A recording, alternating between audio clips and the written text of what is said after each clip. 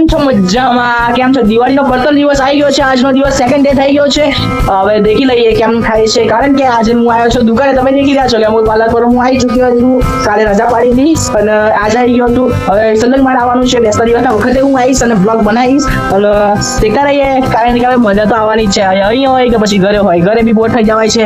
એના કારણે અહીંયા રહેવું આગળ પડે છે ભીડના અંદર. તો બંધારો મારા જોડે કેવી બતાવમાં તો આજે તો ખબર જ ના પડી કે આટલો બધો સ્ટોક કેમનો ખતમ થઈ ગયો. તો કેમ છે મિત્રો? તો દેખી લઈએ છે આજનો સ્ટોક બહુ ખતમ થઈ ગયો છે. તો આપણે ગાડી લઈને જતા રહીએ છીએ બરોડા ડેરી જતાના અંદર જ આપણને ખબર પડે છે કે જે કોણ લેવાના છે અને આઈસ્ક્રીમ લેવાની છે એ બધું સ્ટોક ખૂટી ગયો છે. એના કારણે સાહેબ બેસી રહેવું પડ્યું. બેસી રહેતાના અંદર જ અમને ખબર પડી કે સ્ટોક તો બિલકુલ છે જ નહીં. તો પછી પાછા વળતાના અંદર પનીર લઈ લીધું છે અને વગેરે વગેરે બધો સામાન લઈને આપણે નીકળી ગયા છે પાછા અમૂલ પાર્લર.